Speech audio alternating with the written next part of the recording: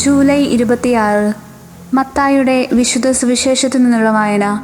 അധ്യായം 13, 24 മുതൽ 30 വരെയുള്ള വാക്യങ്ങൾ. അക്കാലത്ത് യേശു ജനക്കൂട്ടത്തോട് ഒരു ഉപമ അരുളി ചെയ്തു. ഒരുവൻ വയലിൽ നല്ല വിത്ത് വിതയ്ക്കുന്നതിനോട് സ്വർഗരാജ്യത്തെ ഉപമിക്കാം. ആളുകൾ ഉറക്കമായപ്പോൾ അവൻ്റെ ശത്രു വന്ന് ഗോതമ്പിനിടയിൽ കള വിതച്ചിട്ട് കടന്നു കളഞ്ഞു. ചെടികൾ വളർന്ന് കതിരായപ്പോൾ കളകളും പ്രത്യക്ഷപ്പെട്ടു.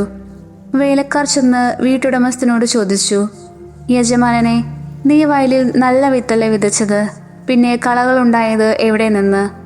അവൻ പറഞ്ഞു, ശത്രുവാണ് ഇതു ചെയ്തത്. വേലക്കാർ ചോദിച്ചു, ഞങ്ങൾ പോയി കളകൾ പറിച്ചു കൂട്ടട്ടെ? അവൻ പറഞ്ഞു, വേണ്ട. കളകൾ പറിച്ചെടുക്കുമ്പോൾ അവയോടൊപ്പം ഗോതമ്പ് ചെടികളും നിങ്ങൾ പിഴുതു കളഞ്ഞുവെന്ന് വരും. കൊയ്ത്തുവരെ അവ രണ്ടും ഒരുമിച്ച് വളരട്ടെ. കൊയ്ത്തുകാലത്ത് ഞാൻ കൊയ്ത്തുകാരോട് പറയും, ആദ്യമേ കളകൾ ശേഖരിച്ച് തീയിൽ ചുട്ടുകളയുവാൻ അവ കെട്ടുകെട്ടുകളായി വയ്ക്കുവിൻ. ഗോതമ്പ് എൻ്റെ ധാന്യപ്പുരയിൽ സംഭരിക്കുവിൻ.